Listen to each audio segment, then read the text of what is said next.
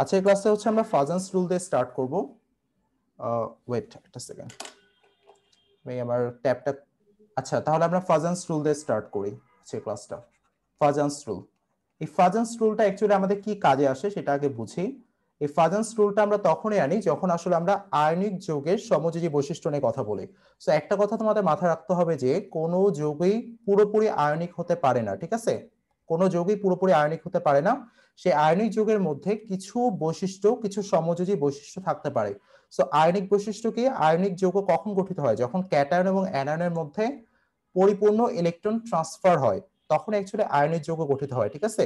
এদের মধ্যে যখন ফার্দার শেয়ারিং হয় তখন আসলে সেটা সমযোজী যৌগ হয়ে যায়।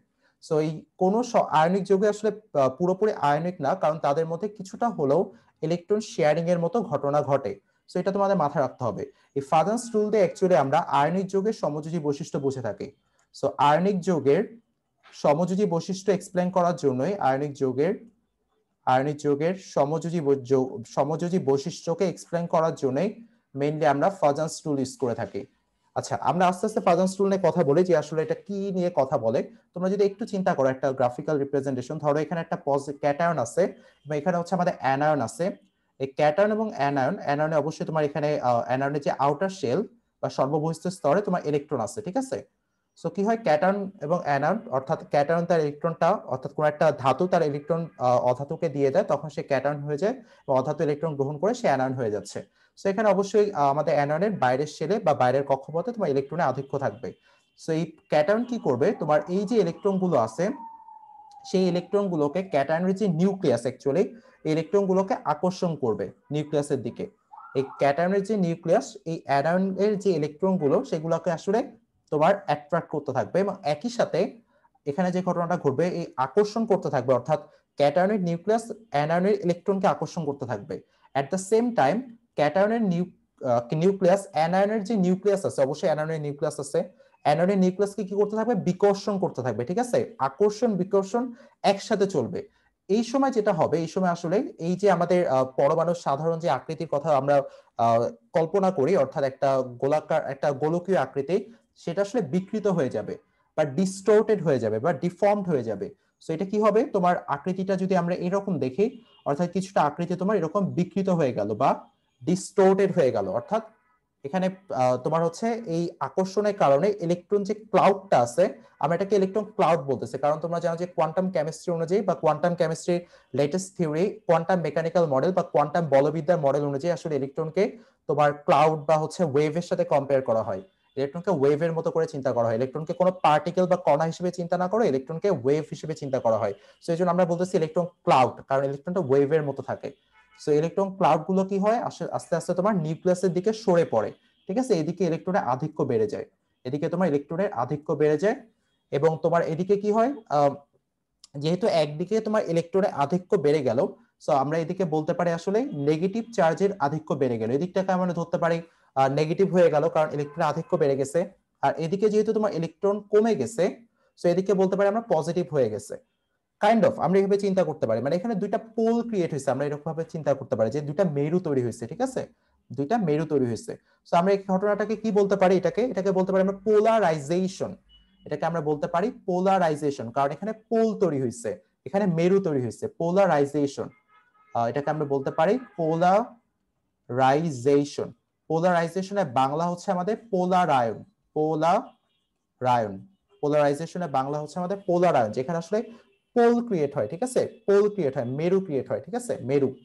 এবং এই পোলারাইজেশন বা পোলারায়ন যেটাকে বলতেছে, অর্থাৎ তোমার নিউক্লিয়াসটা আমাদের অ্যানায়নের যে ইলেকট্রন গুলোকে আছে সেগুলোকে নিজের দিকে নিয়ে আসতেছে, এটা আকারটা বিকৃত হয়ে যাচ্ছে, আয়নের বিকৃতি হচ্ছে।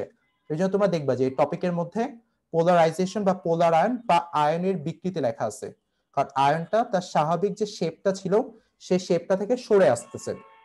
সো দেখো এই ঘটনাটা অনেকটা কিরকম হচ্ছে, আমরা আয়নিক যৌগে কি হয়, পুরো কমপ্লিট ইলেকট্রনের ট্রান্সফার হয়, আর সমযোজী যৌগে কি হয়, ইলেকট্রন গুলো শেয়ারিং ঘটে।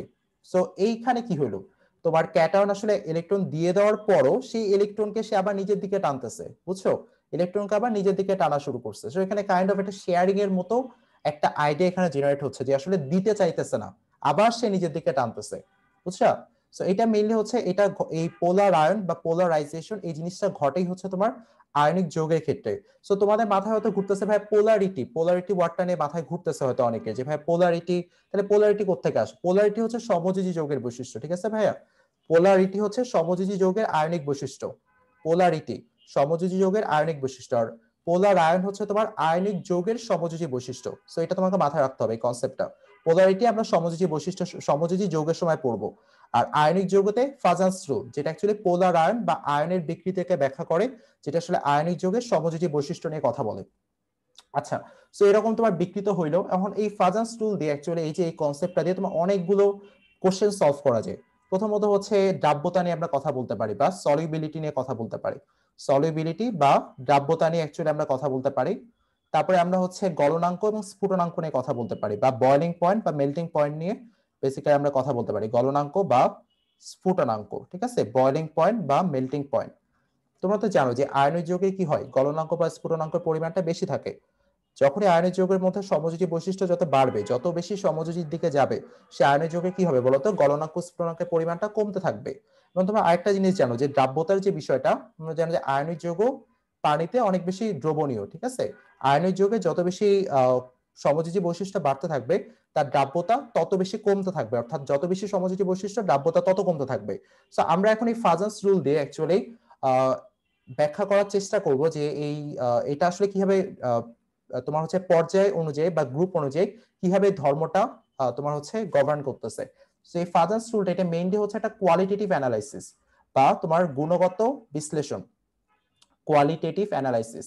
এটা কিন্তু কোনো ম্যাথের কোনো বিষয় না যে আসলে এটার মাধ্যমে আমরা বের করতে পারবো যে এই যোগে 20% আয়নিক তোমার হচ্ছে সমযোজী বৈশিষ্ট্য আছে, এরকম কিছু বের করতে পারবো না। এটা জাস্ট একটা আইডিয়া দিবে যে দুইটা ডিফারেন্ট যোগের মধ্যে কম্পেয়ার করতে হেল্প করবে যে কোনটা আসলে বেশি সমযোজী, ঠিক আছে? দুইটা আয়নিক যোগের মধ্যে কম্পেয়ার করতে হেল্প করবে।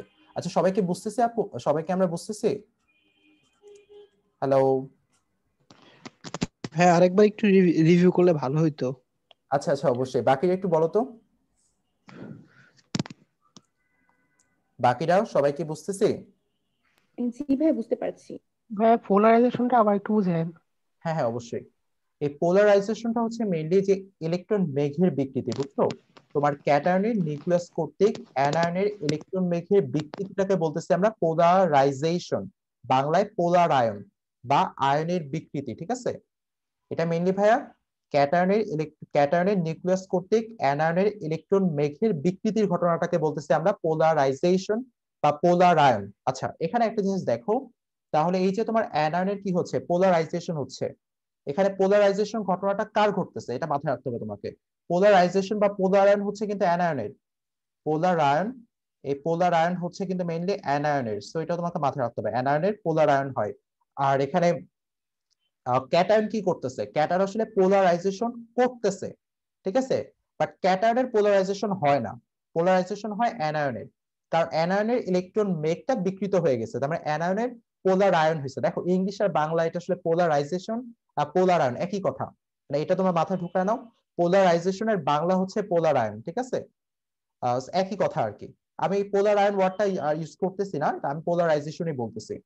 সেখানে এই যে পোলারাইজেশন, তোমার এই পোলারাইজেশন করতেছে কে? ক্যাটায়ন করতেছে মেইনলি, কারণ ক্যাটায়নই অ্যাট্রাক্ট করতেছে ইলেকট্রনকে, ঠিক আছে? এই জন্য ক্যাটায়নের এই পাওয়ারটাকে বা এই প্রপার্টিটাকে বলা হচ্ছে পোলারাইজিং প্রপার্টি বা পোলারায়ন ক্ষমতা, ঠিক আছে? এই ক্যাটায়নের এই প্রপার্টিটা বলতেছি আমরা পোলারাইজিং পোলারাইজিং পাওয়ার, ঠিক আছে? পোলারাইজিং পাওয়ার বা বাংলায় হচ্ছে পোলারায়ন ক্ষমতা। অর্থাৎ ক্যাটায়নের পোলারাইজিং পাওয়ার যত বেশি থাকবে, সে আসলে তত বেশি অ্যানায়নের ইলেকট্রন মেঘকে বিকৃত করতে পারবে, এবং অ্যানায়নের পোলারাইজেশন পাওয়ার যত বেশি থাকবে তত বেশি সে নিজে বিকৃত হবে, ঠিক আছে? সো দুইটা প্রপার্টির উপর আসলে ফাজান্স রুল ডিপেন্ড করে। সো আমরা যদি কথা বলি এটা নিয়ে, আমরা এখনই কথা বলবো। সো ফার্স্ট পয়েন্ট হচ্ছে আমাদের ফাজান্স রুল কিন্তু এখনো লিখি নাই আমরা। ফাজান্স রুলটা মেইনলি হচ্ছে তোমার এই যে ক্যাটায়নের নিউক্লিয়াস কর্তৃক অ্যানায়নের ইলেকট্রন মেঘের বিকৃতি ঘটনাটাকে বলতেছি আমরা ফাজান্স। মানে ফাজান্স রুল এটাই মানে তোমার হচ্ছে বলে যে কিভাবে বিকৃত হয়, কোন কোন প্রপার্টির উপর আসলে ডিপেন্ড করে এটা বিকৃত হয়, আমরা লিখবো সেটার সাথে সাথে। আচ্ছা, সো প্রথম যে বৈশিষ্ট্যটা সেটা হচ্ছে আমাদের অ্যানায়নের কি বলতো? আমাদের অ্যানায়নের হচ্ছে পোলারাইজেশন, অ্যানায়নের পোলারাইজেশন। সো এটা একটা ইম্পর্টেন্ট প্রপার্টি, অ্যানায়নের পোলারাইজেশন। একটা হচ্ছে আমাদের ক্যাটায়নের পোলারাইজিং পাওয়ার, যেটাকে আমরা এইভাবে লিখতেছি পোলারাইজিং পাওয়ার, বা আমরা যদি সংক্ষেপে বলি সেটা হচ্ছে পি ডট পি দ্বারা বলতেছি পোলারাইজিং পাওয়ার। আর অ্যানায়নের পোলারাইজেশন, ক্যাটায়নের পোলারাইজিং পাওয়ার, ঠিক আছে? এই দুইটার উপর আসলে কোন একটা আয়নিক যৌগের সমযোজী বৈশিষ্ট্য ডিপেন্ড করে। সো আমরা এখন আলাদা আলাদা করে সেপারেট করে কথা বলবো। সো ফার্স্টে আসি আমরা ক্যাটায়ন। তোমাদের হয়তো এখনো ভাবতেছে যে এটা আসলে কাজটা কি। সো আমরা একটা দুইটা এক্সাম্পলে যাওয়ার পর ইনশাআল্লাহ ক্লিয়ার হয়ে যাবে। তো ফার্স্টে আমরা ক্যাটায়নের কথা বলি। সো ক্যাটায়নের দুইটা প্রপার্টি, ক্যাটায়নের দিকে তাকালে আমাদের দুইটা কথাই মনে পড়বে। একটা হচ্ছে ক্যাটায়নের চার্জ, অর্থাৎ ক্যাটায়নে কি পরিমাণ চার্জ আছে, একটা হচ্ছে আমাদের ক্যাটায়নের সাইজ, ঠিক আছে? প্রথমে চার্জের কথা বলি, প্রথমে আমি ক্যাটায়নের চার্জের কথা বলি। আচ্ছা, সো ক্যাটায়নের চার্জের কথা যদি তুমি একটু চিন্তা করে দেখো যে আসলে, আচ্ছা চার্জ বাদ, প্রথমে একটা সাইজ বলি, তাহলে বিষয়টা বুঝতে আরো ইজি হবে। ক্যাটায়নের সাইজের কথা বলি। আচ্ছা তোমরা একটু নোটিস করো, ধরো এটা একটা ক্যাটায়ন যার এখানে ধরো সাইজ একটু বড়, এটা আমি ক্যাটায়নের নিউক্লিয়াসটার কথা বলতেছি স্পেশালি।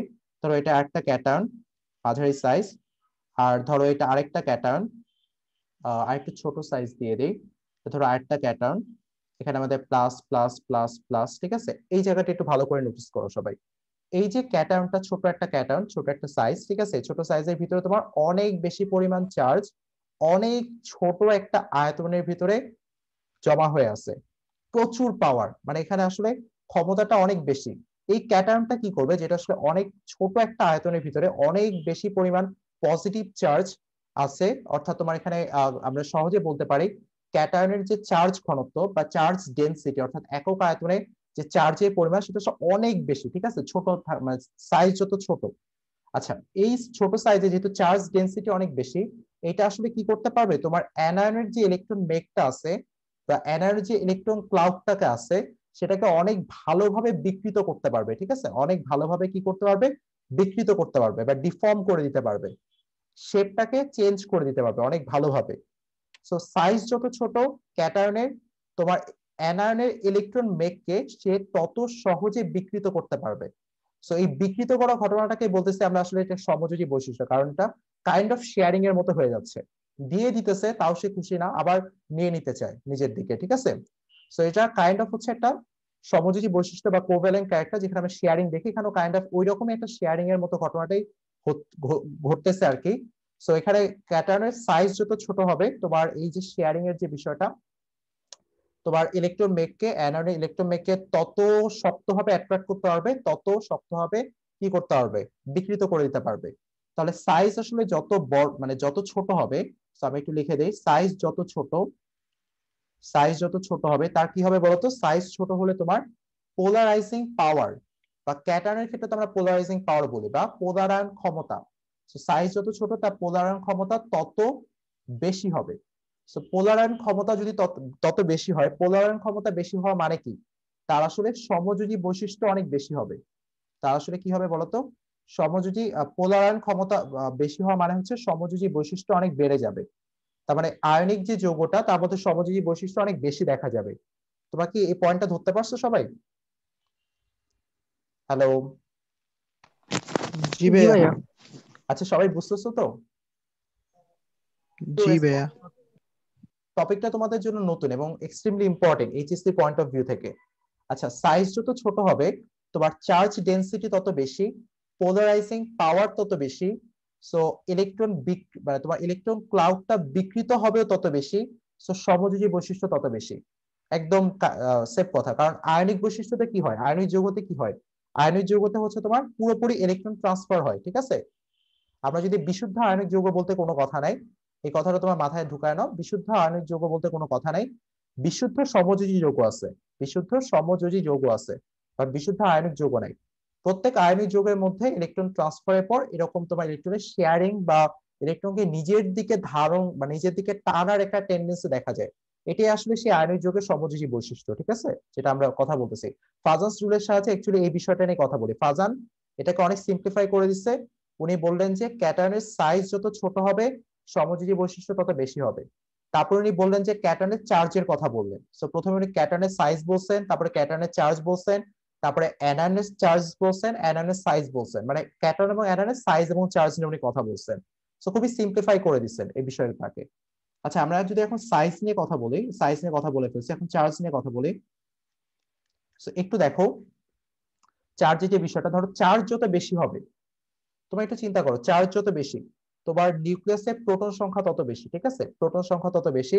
সো প্রোটনের পরিমাণ যত বেশি হবে, তোমার আসলে ইলেকট্রন মেঘকে বিকৃত করার যে টেন্ডেন্সি, সে পাওয়ারটা আরো বেড়ে যাবে, ঠিক আছে। সো চার্জ যত বেশি হবে, সো এটা মাথায় রেখো, চার্জ যত বেশি হবে, এটা সবই বুঝার বিষয় আছে, কোনো কিছু এখানে মুখস্থ করার নাই। চার্জ যত বেশি হবে, সো তোমরা বুঝতে পারতেছো, তার পোলারাইজিং পাওয়ার তত বেড়ে যাবে। সো এটা যত বেশি হবে, পোলারাইজিং পাওয়ার তত বেড়ে যাবে, তত বেশি হবে। এবং পোলারাইজিং পাওয়ার বেশি হওয়া মানে হচ্ছে সমযোজী বৈশিষ্ট্য তত বেড়ে যাবে। কারণ একটু চিন্তা করো, চার্জ বেশি হওয়া মানে কি, চার্জ বেশি হওয়া মানে হচ্ছে তোমার, আচ্ছা আমরা একটা এক্সাম্পল দেখি, ধরো সাইজের ক্ষেত্রে যদি একটু চিন্তা করি, ধরো আমাদের একই গ্রুপে, অর্থাৎ গ্রুপ একে আমরা লিথিয়াম, সোডিয়াম, পটাশিয়ামের ক্ষেত্রে যদি চিন্তা করি বিষয়টা, একই গ্রুপের মধ্যে ধরো ফার্স্ট এক্সাম্পল যদি আমরা নেই হচ্ছে আমাদের লিথিয়াম প্লাস, তারপর হচ্ছে আমাদের লিথিয়াম, সোডিয়াম, দেন পটাশিয়াম, দেন হচ্ছে রুবিডিয়াম। এই আয়নগুলোর মধ্যে আমাদের কার সমযোজী বৈশিষ্ট্য বেশি থাকবে, দেখি তোমরা একটু চিন্তা করে বলো তো, সবচেয়ে বেশি সমযোজী বৈশিষ্ট্য কার এই সিরিজটার মধ্যে? Maybe lithium. লিথিয়াম। বাকিরা? না, না ভাইয়া, নিচের দিক থেকে যাবে। এখানে কি তোমার মানে এই এই যে আমি যে চারটা মৌলের কথা লিখলাম, চারটা মৌলের মধ্যে কে সবচেয়ে বেশি সমযোজী বৈশিষ্ট্য দেখাতে পারবে? রুবিডিয়াম। হ্যাঁ, রুবিডিয়াম হবে রুবিডিয়াম। ভাইয়া, ওর কক্ষপথের সংখ্যা বেশি, সে কারণে ইলেকট্রন তো তাড়াতাড়ি। ও সরি, না, লিথিয়ামেরই তো হওয়ার কথা, কনফিউজ হয়ে গেলাম আমি। হ্যাঁ হ্যাঁ, আমিও ভাই। আচ্ছা। বাকিরা? বাকিরা?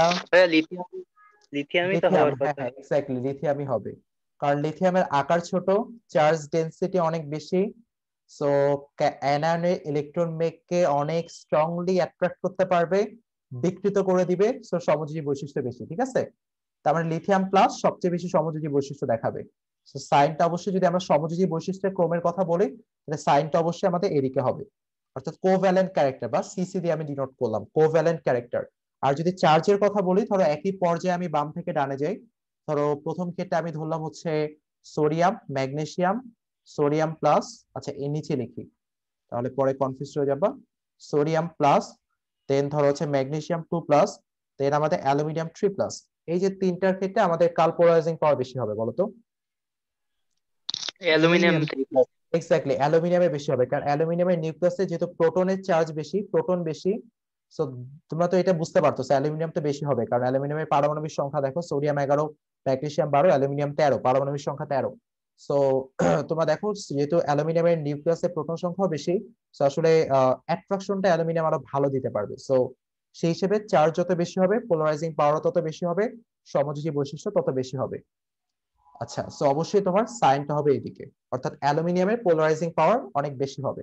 আচ্ছা, আরেকটা স্পেশাল পয়েন্ট নিয়ে আমরা কথা বলবো, সেটা হচ্ছে সিউডো নোবেল গ্যাস কনফিগারেশন। এখন এই পয়েন্টটা আসি, সাইজ গেল, চার্জ গেল, এই সিউডো নোবেল গ্যাস কনফিগারেশন এটা মেইনলি আমরা আমাদের ক্যাটায়নের ক্ষেত্রে ইউজ করে থাকবো। সো আমরা একটু আসি 3 নাম্বার পয়েন্ট, আমাদের pseudo Nobel gas configuration. Pseudo Nobel gas, pseudo Nobel gas configuration আমি এক্সপ্লেন করছি যে এটা কি জিনিস, pseudo Nobel gas configuration. So আমাদের নর্মাল যে নোবেল গ্যাস বা নিষ্ক্রিয় গ্যাস, যেটা আমাদের গ্রুপ 18 মৌলগুলো, তাদের ক্ষেত্রে কি বৈশিষ্ট্য থাকে? আমাদের নর্মাল যে সিউডো, যে নর্মাল যে নোবেল গ্যাস বা নিষ্ক্রিয় গ্যাস গ্রুপ 18 যে মৌল, তাদের আসলে যে সর্ববহিষ্ঠ স্তরে যে ইলেকট্রন বিন্যাস, সাধারণ ইলেকট্রন বিন্যাসটা যদি আমরা একটু দেখি, তাহলে আমাদের হবে NS2 NP6। দেখো এটা কিন্তু আমাদের সাধারণ ইলেকট্রন বিন্যাস হয়, হিলিয়ামকে বাদ দাও, হিলিয়াম ছাড়া বাকি যেগুলো আছে সবগুলো কিন্তু NS2 NP6 ইলেকট্রন বিন্যাস দেয়। তো আমরা যদি সিম্পলি ধরো আমাদের নিয়নের কথা বলি, নিয়নের পারমাণবিক সংখ্যা হচ্ছে আমাদের 10। সো নিয়নের ক্ষেত্রে আমাদের কি হবে ইলেকট্রন বিন্যাস? নিয়নের হবে 1s2, 1s2, দেন 2s2, 2p6। সো দেখো 10 হয়ে গেছে। সো এটা ক্ষেত্রে লাস্ট ইলেকট্রন বিন্যাসটা কি 2s2, 2p6, ঠিক আছে। আমরা এখন আর্গনের ক্ষেত্রে আসি, আর্গন কত আমাদের 18।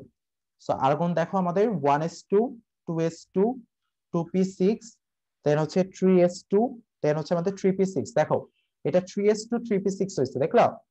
তো আমরা যখন ক্রিপ্টনের ক্ষেত্রে যাব, দেখো আমাদের নিয়ন কি পর্যায়ে 2তে অবস্থান করতেছে, আর্গন আমাদের পর্যায়ে 3 অবস্থান করতেছে।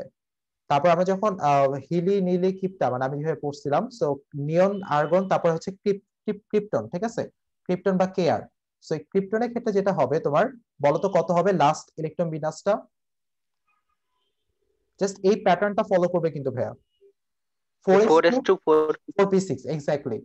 সো তোমার ক্রিপ্টন হবে 4s2 4p6, এর নিচেটা তোমার 5s2 5p6 হবে, তার নিচেটা 6s2 6p6 হবে, তার নিচেটা তোমার 7s2 7p6 হবে, মানে ns2 np6 ইলেকট্রন বিন্যাস। এটা হচ্ছে আমাদের নিষ্ক্রিয় গ্যাসের ইলেকট্রন বিন্যাস।